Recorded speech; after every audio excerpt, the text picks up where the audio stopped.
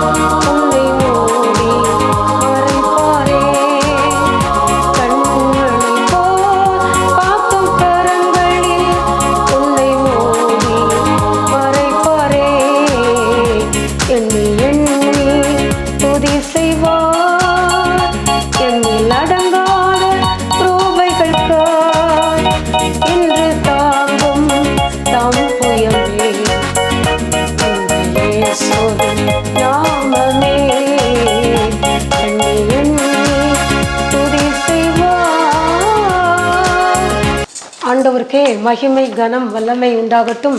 பரிசுத்தமுள்ள தெய்வத்துக்கு நீதி உண்டாகட்டும். இன்னைக்கு நம்ம அன்னைக்கு நம்ம பார்த்துட்டு விட்டோம்ல, ஐயோ அந்த தலைப்பில் தான் இப்போ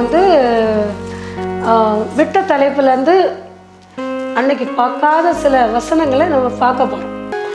மீகா 2:2 வயல்களை இச்சித்து கொண்டு வீடுகளையும் இச்சித்து கொண்டு அவன் வீட்டையும் அவன் மனுஷனையும் சுதந்தரித்து அவனை ஒடுக்குகிறவனுக்கு ஐயோ.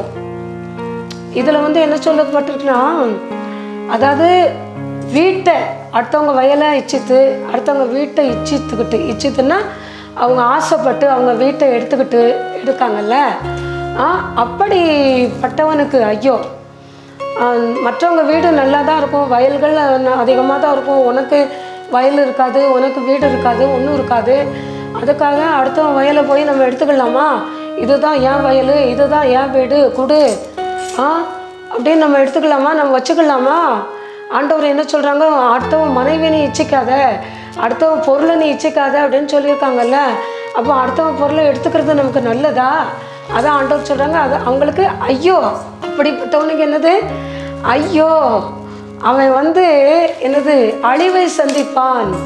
உனக்கு இருக்கிறது போதும் என்ற மனதுடனே இருங்க அப்படின்னு பவுல் சொல்கிறாரு. உனக்கு போதும், ஆண்டவர் கொடுத்தது போதும். நீ ஆசைப்பட்டுக்கிட்டே தான் இருப்பீங்க. 10,000 வாங்கினா எனக்கு 20,000 சம்பளம் வாங்கினா நல்லா இருக்கும் வைங்க. அப்புறம் 1 லட்சம் கிடைச்சா எனக்கு 2 லட்சம், அப்படி சொல்லிக்கிட்டே இருப்பீங்க. அதனால் போதும் என்ற பக்தி, போதும் என்ற மனது இருக்கணும். அதைத்தான் ஆண்டவர் சொல்கிறாங்க. அடுத்தவங்க பொருளை இச்சிக்காத. உனக்கு எதுக்கு அடுத்தவங்க பொருள்? உனக்கு இருக்கிறது போதும்னு இரு. அதான் ஆண்டவர் சொல்கிறாங்க, நீ பொருளாசையை குறித்து எச்சரிக்கையாக இரு. பொருளாசை, அவன் அவ்வளோ வச்சுருக்கான், இவன் இவ்வளோ வச்சுருக்கான், அவள் அவ்வளோ நகை வச்சுருக்கா, இவன் இவ்வளோ நகை வச்சுருக்கா, இவன் 100 பவுன் வச்சுருக்கா, என்னால் வாங்க முடியலை, அப்படிலாம் நீங்கள் நினச்சிங்கன்னா உங்களுக்கு அழிவு தான் வரும். அப்போ ஆண்கள் நினைக்கலாம், இவன் இவ்வளோ சொத்து வச்சுருக்கான், எனக்கு இவ்வளோ சொத்து இல்லை, இவன் இத்தனை வீடு வச்சுருக்கான், எனக்கு இத்தனை வீடு இல்லை, ஒரு வீடு தான் இருக்குது அப்படின்னு நீங்கள் நினைக்கிங்களா? ஆண்டவர் சொல்கிறாங்க, நீ வீட்டை மேலே வீட்டை கட்டக்கூடாது, வீட்டோடு நீ வீட்டை கூட்டாத அப்படின்னு சொல்லியிருக்காங்கல்ல. வேண்டாம், நமக்கு இருக்கிறது போதும் அப்படின்னு நினைங்க. நீ அதிகமாக ஆசைப்பட்டனா உனக்கு ஐயோ, என்ன அழிவு, ஆபத்து, மரணம். அதான் சொல்கிறாங்க. எதுக்கு அடுத்தவங்களுக்கு எச்சித்து எடுக்கணும்? நம்ம என்ன எடுத்தோன்னா நம்மளை சும்மா விடுவாங்களா? என்ன போட்டு தள்ளிடுவாங்கல்ல. அதான் அடுத்தவங்க பொருளை நீங்கள் இச்சிக்காதீங்க. அடுத்தது ஆபகுக்கில் 2:15 தன் தோழனுக்கு குடிக்க கொடுத்து தன் துருத்தியை அவர்கள் அண்டையிலே வைத்து அவர்களுடைய நிர்வாணங்களை பார்க்கும்படிக்கு அவர்களை வெறிக்க பண்ணுகிறவனுக்கு ஐயோ. ஆண்டவர் சொல்கிறாங்க, குடிகாரன் இருக்கான், ஒரு குடிகாரன் இருக்கான், நல்லவன் இருக்கான். அந்த நல்லவனை நீங்கள் விட்டுருங்க. நீ நல்லவன் போய் அந்த குடிகாரனோட தோழன் ஆகாத. அந்த உன் தோழனை நல்ல வழியில் நடத்து. அவனுக்கு குடிக்க நீ கொடுக்காத. அவன் குடிக்க வேண்டாம், அவனுக்கு பிடிக்கலைன்னா விட்டுருங்க. தன் துருத்தியை அவன் அண்டையில் வச்சுருந்தா உனக்கு நிறைய இருக்குது, எவ்வளோ வேணாலும் குடியா அப்படின்னு வச்சிடக்கூடாது. வச்சு அவர்களுடைய நிர்வாணங்களை வெறிக்க பண்ணும்படி, அவர்கள் நிர்வாணங்களை பார்க்கும்படி அவர்களை வெறிக்க பண்ணுகிறவனுக்கு ஐயோ. அதிகமாக குடித்தான்னா நிர்வாணம் ஆயிரும். அவனுக்கு துணி போடுறதுக்கு துணி அவனுக்கு இருக்கிறது தெரியாது. வெறி ஆயிரும். அவனுக்கு என்ன செய்கிறானே தெரியாது. அதனால தானே அன்னைக்கு லோத்து தன்னுடைய பிள்ளைங்களை என்ன செய்கிறோன்னு தெரியாமல் பண்ணிட்டான் பார்த்தீங்களா? இல்லை, லோத்து நல்ல மனசோட நல்ல உணர்வோடு இருந்தான்னா அவன் அப்படி பண்ணியிருக்க மாட்டான். குடிச்சு வெறிச்சு இருந்ததுனால தானே அப்படி செஞ்சிட்டான். அதனால் தன் தோழனை நீ நல்லா வச்சிரு. அவனை குடிக்க அவனுக்கு இஷ்டம் இல்லைன்னா அவனை விட்டுரு. நீ குடின்னு அவனை வற்புறுத்தாத. ஏன்னா இப்போ இந்த பிசாசு என்ன செய்யுது, அது இருக்கிற மாதிரியே நம்மளே இழுக்கல. அது மாதிரி சில மனுஷங்க நம்ம பிடிச்சிட்ருக்கோம், இவன் நல்லா நீதிமானாக இருக்கான், ஏன் இவன் அப்படி இருக்கணும் அப்படின்னு அவனை உள்ளே தள்ளுவான். உள்ளே இழுப்பான். இந்த துருத்தியிலே வச்சு மொத்தமாக குடி, மொத்தமாக குடித்தா என்ன ஆகும், அவ்வளோத்தையும் குடித்து அவனுக்கு வெறி வரும். அவன் ட்ரெஸ்ஸு அவனுக்கு போட்டிருக்கதே தெரியாது, அவன் நிர்வாணமாக ஆயிடுவான். அவன் வெறி கொண்டிருப்பான், என்ன வேணாலும் பண்ணுவான். அப்படிப்பட்டவனுக்கு ஐயோ ஆபத்து வரும், அழிவு வருது. சிலர் வந்து என்ன செய்கிறாங்க தெரியுமா, கொலை பண்ணுறவங்களாம் என்ன செய்கிறாங்க, நல்லா குடிச்சிட்டு வெறி. சாதாரணமாக இருக்கவங்க கொலை பண்ண முடியாது, அடுத்தவங்களை போட்டுலன்னா அப்படி தானே செய்கிறாங்க நிறைய இடங்கள்ல. அப்போ நீ இப்படிலாம் நீ பண்ணனா உனக்கு வந்து ஐயோ உனக்கு ஆபத்து வரும் அப்படின்னு ஆண்டவர் சொல்கிறாங்க. நீ அப்படி செய்யாத, நீ நல்லவனா விட்டுரு, நீ தான் குடிக்க, நீ தான் அழிஞ்சு போகிறன்னா போ. அதுக்காக நல்லா இருக்கவனையும் அழிக்காத, அழிவுக்கு கொண்டு வராத, அது உனக்கு ஆபத்துன்னு ஆண்டவர் சொல்கிறாங்க. ஏன் அப்படி அழிவுக்கு கொண்டு வரீங்க? அவன் நீதிமானா இருந்தால் இருந்துட்டு போட்டோம். நீ திருந்தணும். நீ திருந்தாமல் பாவத்தில் விழுந்து என்ன ரகசிய பாவம் வேசித்தனம் குடிச்சிட்டு ரோட்டில் விழுந்து கிடக்க, சரி நீ தான் கிடக்குன்னா அடுத்தவனையுமா அப்படி இழுப்பீங்க? அதான் அப்படி இழுக்காதீங்க, உனக்கு வந்து ஐயோ உனக்கு ஆபத்துன்னு சொல்கிறாங்க, விட்டுருங்க. உன் தோழன் நல்லவனாக இருந்தால் அவனை விட்டுரு. நீங்கள் நல்லவனாக இருக்கவங்க குடிக்காரங்க கூட சேராதீங்க. என்ன குடிகாரங்க எல்லாம் இருந்தால் திருந்துங்க. குடிகாரங்களை பற்றி நிறைய இருக்குது. அடுத்தது வந்து சகரியா 11:17.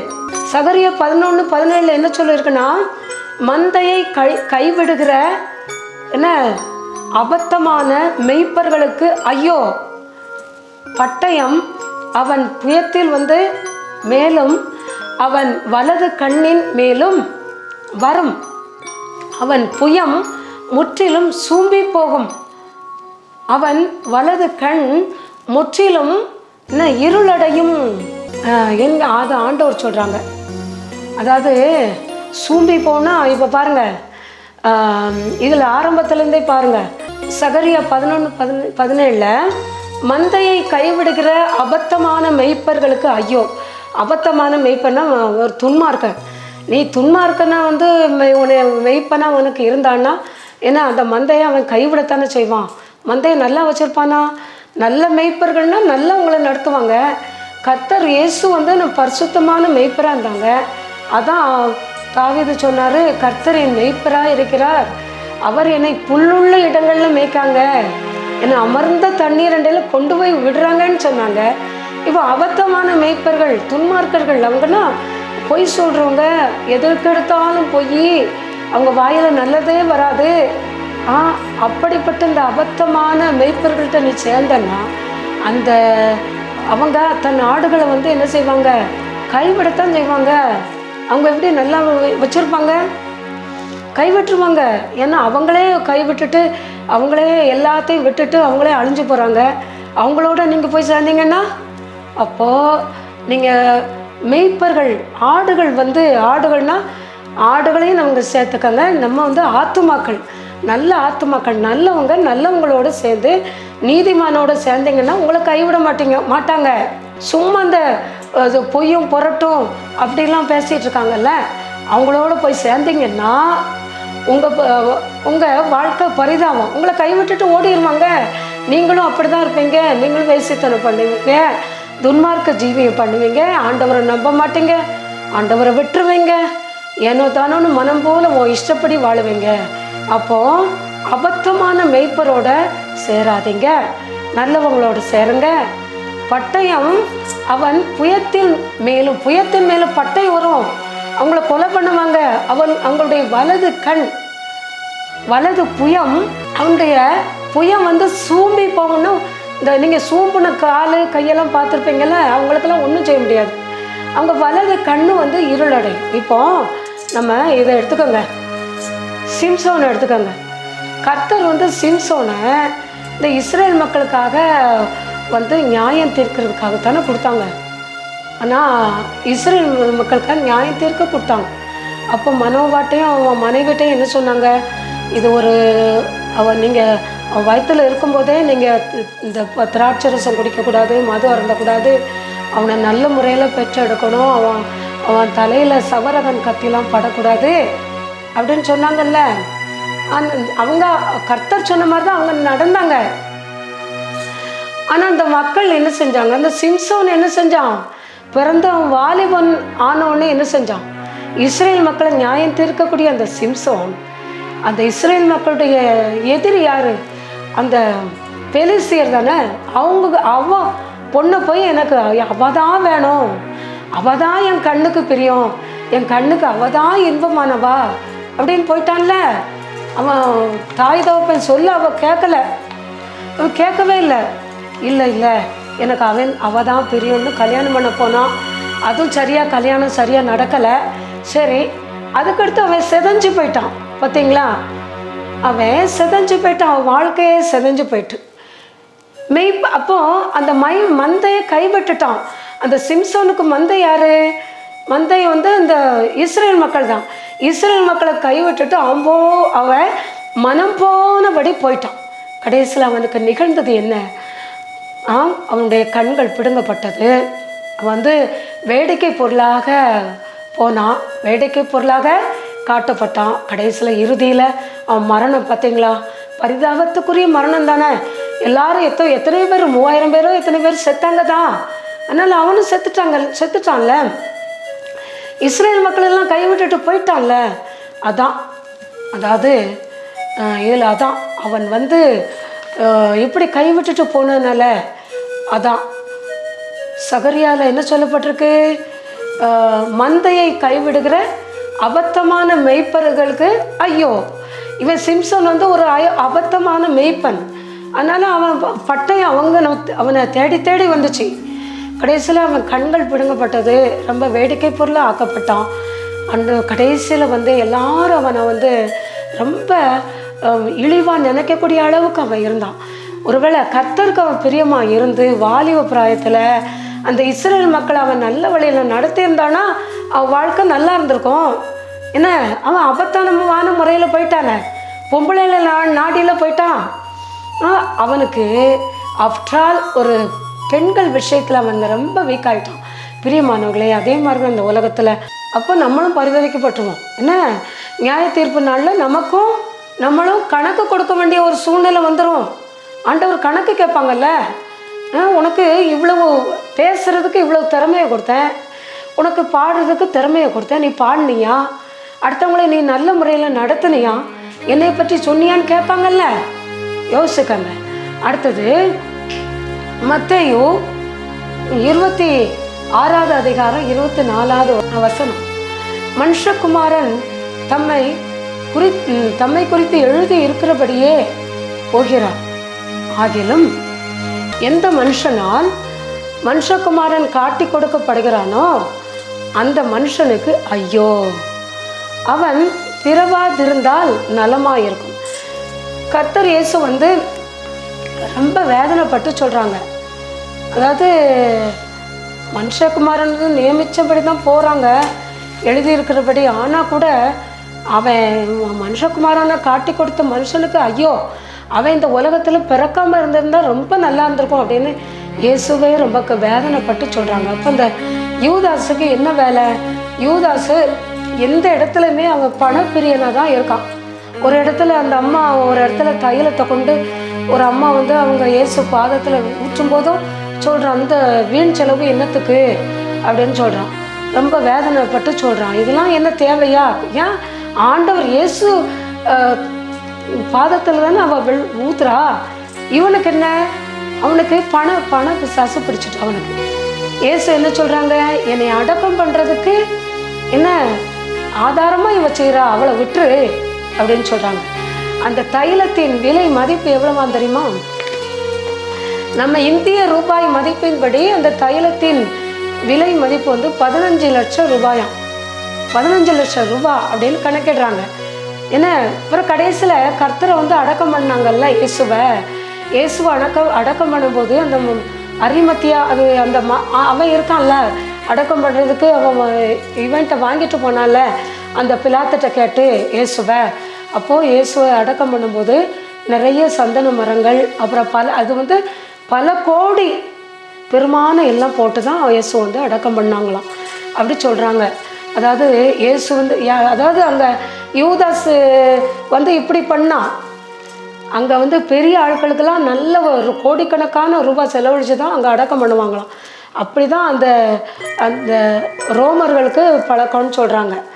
என்ன அது மாதிரி இந்த யூதாஸுக்கு பணப்பை பிசாசு பிடிச்சவன், அதனால அவன் அப்படி சொல்கிறான். அவனுக்கு எதுக்கு? அவங்க கொடுக்காங்க, அவங்க ஊற்றுறாங்க, இவனுக்கு எதுக்கு? பாருங்கள், 30 வெள்ளிக்காசு. இந்த 30 வெள்ளிக்காசு அவனுக்கு எதுக்கு? இதுக்காக போய் இயேசுவை காட்டி கொடுத்துருக்கான்ல. கடைசியில் அதை தூர போட்டுட்டான். கடைசியில் மனம் திரும்புகிறான். ஏன் கடைசியில் மனம் திரும்ப மன்னிப்பாது கேட்டிருக்கலாம்ல. ஐயோ நான் நீதிமான காட்டி கொடுத்துட்டேனேன்னு சொல்லி நாண்டு கொண்டு செத்தான்னு சொல்லப்பட்டிருக்கு. இதெல்லாம் தேவையா யூதாஸுக்கு? யோசிச்சு பாருங்க. ஏன் அவன் இப்படிலாம் பண்ணுறான்? அதனால என்ன, இவன் அதாவது பண பிசாசு அவனுக்கு பிடிச்சிட்டு, அதனால் இயேசுவுக்கு செஞ்சதை அவனுக்கு பிடிக்கலை. அப்போ மற்ற சீசர்களும் அதை பார்த்து முறுமுறுத்தாங்க அப்படின்னு சொல்கிறாங்க. என்ன அப்படி இது பண்ணிவிட்டு கடைசியில் யூதாசு என்ன செய்கிறான்? இயேசுவை காட்டி கொடுக்கான். காட்டி கொடுத்த யூதாஸுக்கு கடைசியில் பரிதாபமான ஒரு நிலைமை தான் இருக்குது. ஏன்னா அதனால் நம்ம எந்த ஒரு நிலைமையிலும் நம்மளை நம்பி வந்தவங்கள நம்ம காட்டி கொடுக்கக்கூடாது. இப்போ யூதாஸ் இயேசுவோடு உண்டவன், உறங்கினவன், அப்புறம் அற்புதங்களெல்லாம் பார்த்தவன், எல்லாம் செஞ்சான்ல. கடைசியில் அவன் துரோகியாக மாறிட்டான்.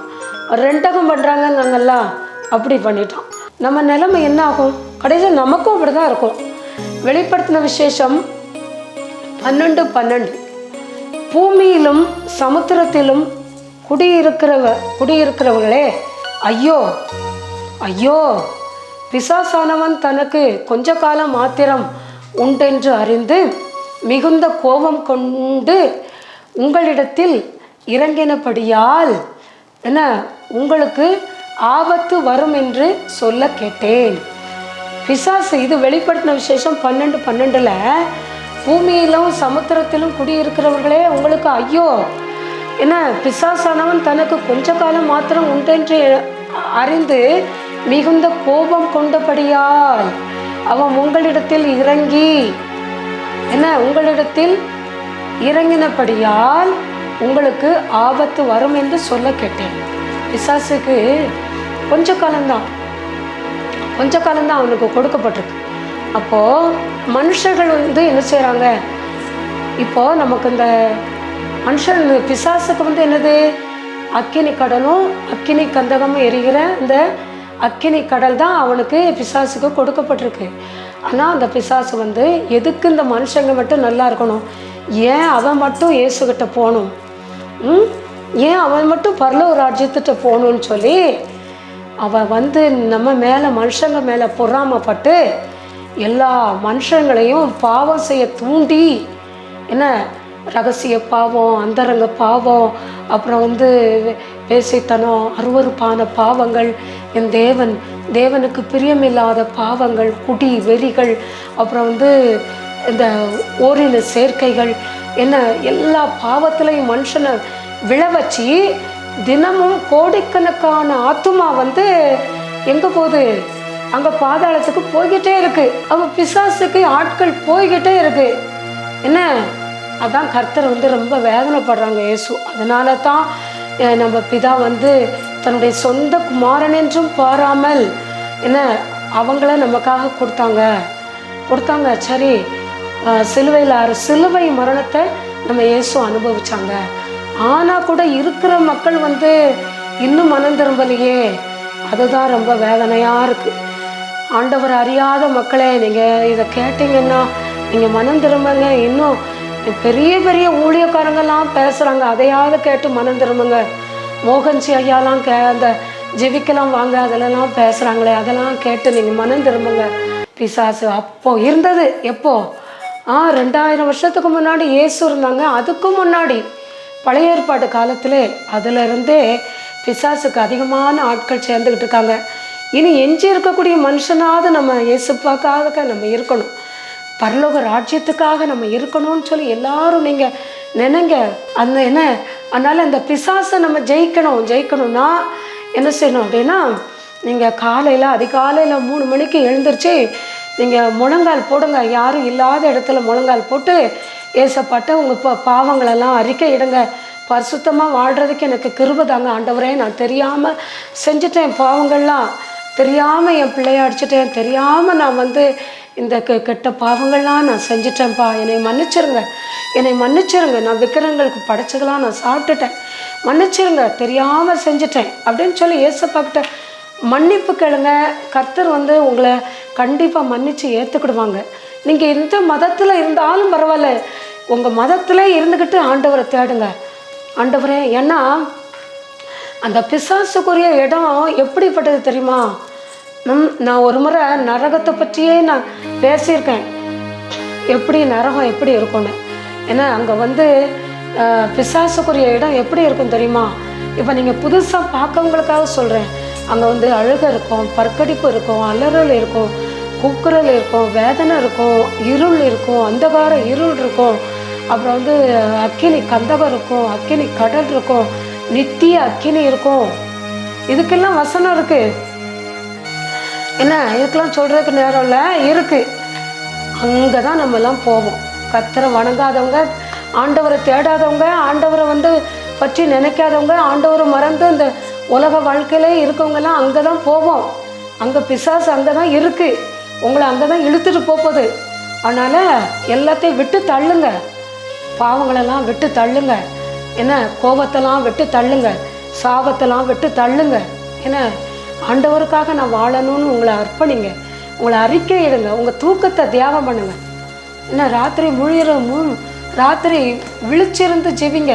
என்னால் முன்னாடி நான் வாலிப பிள்ளையில நான் விழிச்சிருந்து ஜெபித்தேன், இப்போ என்னால் முடியலை. இப்போ இந்த முழிச்சு இருந்தேன்னா காலையில் எந்திரிச்ச உடனே பல்லு விளக்கவே முடியாது, இங்கே ஒரு வலி வந்துடும். அந்த வலி வந்ததுன்னா அதை தாங்கவே முடியாது, யாராலையும் தாங்க முடியாது. மற்றபடி நான் வாலிப பிள்ளையில நான் முழியிற உஜவத்திலாம் இருந்திருக்கேன், மெசேஜெல்லாம் கொடுத்துருக்கேன். நான் எந்த முழியிற உஜவும் விடுறதில்லை, எங்கள் ஸ்கூலில் நடக்கிறதெல்லாம். நான் அப்படிலாம் ஆண்டவர் நான் தேடி இருக்கேன். இப்போ தான் எனக்கு விழிச்சிருக்க முடியலை. நீங்களாவது விழிச்சிருங்க, நல்லா உபவாசம் இருந்து ஜெபிங்க. அப்போ தான் ஆண்டவரை நம்ம அண்டிக்கிட முடியும், நித்திய ஜீவனை நம்ம பெற்றுக்கிட முடியும். பிரியமானவர்களே, கர்த்தரை விட்டு விலகிறாதீங்க. ஏன்னா நம்ம கடைசி காலம் ஆண்டவருடைய வரப்போகுது, என்னைக்குன்னு தெரியல, தெரியுதா? அதனால் நீங்கள் கண்டிப்பாக ஆண்டவரை கட்டியாக பிடிச்சிக்கிடணும். அவங்கள மறந்துடக்கூடாது, அவங்கள விட்டு விலகிடக்கூடாது, அவங்கள விட்டு தூரமாக போயிடாதீங்க, அவங்கள விட்டு பின்வாங்கிறாதீங்க. அவங்கள விட்டு பின்வாங்கிட்டோன்னா நமக்கு வேதனை, நித்திய வேதனை, நித்தியமான வேதனை, புண்ணு, அதுதான் சகிக்க முடியாது. அதை என்ன, பிசாசுக்கு கொண்டாட்டம் தான். ஏன்னா அவங்க கூட நீங்கள் போகிறீங்கல்ல, உங்களுக்கு முதல்ல ஆசை காட்டுவான். அப்போது நீங்கள் கேட்பீங்க, முதல்ல இப்படிலாம் சொன்னேன், அப்படிலாம் சொன்னேன், பிசாசிட்ட கேட்பீங்க. அவன் சொல்லுவான், ஆமாம் அன்னைக்கே சொன்னேன், இன்னைக்கு அது அப்படிதான் அப்படிம்பா. அதனால் நீங்கள் தயவுசெய்து இந்த பிசாசை விட்டு விலகிடுங்க. ஏன்னா எந்த மதத்தில் இருங்க, இந்து முஸ்லீம் புத்த எந்த மதத்தில் இருந்துக்கிட்டு ஆண்டவரை தேடுங்க. பிரியமானவர்களை விட்டுறாதீங்க. என்ன, எனக்கு ஆத்துமாக்கள் ஆதாயப்படணும், அதுதான் என்னுடைய எண்ணம். தேவன் தாமே இந்த வசனத்தை ஆசீர்வதிப்பாராக. ஆண்டவருக்கே மகிமையும் வல்லமையும் உண்டாகட்டும். ஜெபம். இரக்கம் நிறைந்த அன்பின் பரலோக பிதாவே, இந்த நல்ல நேரத்திற்காக நன்றி செலுத்துகிறேன். ஆவியானவரே, நீங்கள் கொடுத்தீங்க, நல்ல வசனம் கொடுத்துருக்கீங்க. ஆவியானவரே, ஆண்டவரே, பிசாசானவன் அவனுக்கு கொஞ்ச காலம்தான் அவனுக்கு கொடுக்கப்பட்டிருக்குன்ட்டு எல்லாரும் மேலேயும் கோபமாக இருக்கான்னு சொல்லி நாங்கள் வேதத்தில் படிக்கமே, அதை நாங்கள் உணரணும். ஆண்டவரே, உங்களுக்காக ஜீவிக்கணும். ஆவியானவரே, எசப்பா, எங்கள் கோபங்களெல்லாம் அடக்கணும். ஆவியானவரே, உங்கள் நித்திய ஜீவன் எங்களுக்கு வேணும், உங்கள் பரலோக ராஜ்யம் எங்களுக்கு வேணும். ஆவியானவரே, அநித்தியமான இடம் எங்களுக்கு வேண்டாம் ஐயா. ஆவியானவரே, இந்த தொலைக்காட்சியை நடத்துகிற ஒவ்வொருவரையும் ஆசீர்வதிங்க. இங்கே ஆண்டவரே, இந்த தொலைக்காட்சியை பார்த்து கொண்டு இருக்கிற ஒவ்வொருவருக்கும் ஆண்டவரே நல்ல சுகத்தையும் பலத்தையும் கொடுங்க. ஆண்டவரே, கைவலி, கழுத்து வலி, முட்டு வலி, மூட்டு வலி, ப்ரெஷர், சுகர், நரம்பு வலி, cancer, blood cancer, breast cancer, brain cancer, liver cancer, lungs cancer, கிட்னியில் இருக்கக்கூடிய கேன்சர், கர்ப்பப்பையில் இருக்கக்கூடிய கேன்சர், எல்லாவற்றிலும் இந்த விடுதலையை கொடுங்க. மர்ம காய்ச்சல், மர்ம நோயிலேருந்து விடுதலையை கொடுங்க. பக்கவாதம் உட்பட பல நோய்களால் படுக்கையில் வருஷக்கணக்காக இருக்காங்களே. ஐயோ, எத்தனை பேர் படுக்கையில் இருக்காங்க. அவங்க படுக்கையெல்லாம் மாற்றி போடுங்க ஆண்டவரே. ஏசப்பா ஆண்டவரே, படுக்கையை மாற்றி போடுங்க. நீங்கள் தான் படுக்கையை மாற்றி போடணும் ஆண்டவரே. ஏசப்பா, நான் பார்த்தேன் ஒருத்தவங்களை, அவங்க 5 வருஷம் படுக்கையில் இருக்கேன்னு சொன்னாங்க. எனக்கு ரொம்ப மன சங்கடமாக இருந்தது. படுக்கையை மாற்றி போடுங்க ஐயா. ஆண்டவரே, மர்ம காய்ச்சல், மர்ம நோயிலிருந்து விடுதலையை கொடுங்க. ஏசப்பா, வேலை இல்லாதவங்களுக்கு வேலையை கொடுங்க. குழந்தை இல்லாதவங்களுக்கு குழந்தைய கொடுங்க. திருமணம் நடக்காதவங்களுக்கு திருமண காரியங்களை நடத்தி கொடுங்க. ஆவியானவரே, கடன் பாரத்தால் கஷ்டப்படுற மக்களுக்கு கடன் பாரத்திலேருந்து விடுதலையை கொடுங்க. ஆண்டவரே, குழந்தை இல்லாதவங்களுக்கு குழந்தைய கொடுங்க. பிரசவத்துக்காக காத்திருக்கக்கூடிய மக்களுக்கு பிரசவத்தை நார்மலான பிரசவத்தை கட்டளையிடுங்க. மழை இல்லாத மக்களுக்கு மழையை கொடுங்க. புயல் வெள்ளத்தால் பாதிக்கப்பட்ட மக்களுக்கு அதிலேருந்து விடுதலையை கொடுங்க. எங்களுக்கும் தேவையான மழையை நீங்கள் தரணும் ஆவியானவரே. ஆவியானவரே, எல்லா மக்களும் ரட்சிக்கப்படணும். உலகத்தில் இருக்கக்கூடிய 800 கோடி மக்களும் ரட்சிக்கப்படணும். தேர்கள், சிலைகள், விக்கிரங்கள் அதெல்லாம் ஒன்றும் தேவையில்லப்பா. எங்களுக்கு உங்கள் அன்பு மட்டும் எங்களுக்கு போதும் ஆவியானவரே. ஏசப்பா, மீதியான நேரம் முழுதையும் பொறுப்படுத்துக்கங்க, வழி நடத்துங்க. இயேசுவின் நாமத்தில் வேண்டுகிறேன் பிதாவே, ஆமேன். தேவன் தாமே இந்த வசனங்களை ஆசீர்வதிப்பாராக. ஆவியானவரே, உங்களுக்கே கிருபை உண்டாகட்டும்ப்பா ஆண்டவரே, ஆமேன். 9487549354 குறிச்சுக்கோங்க.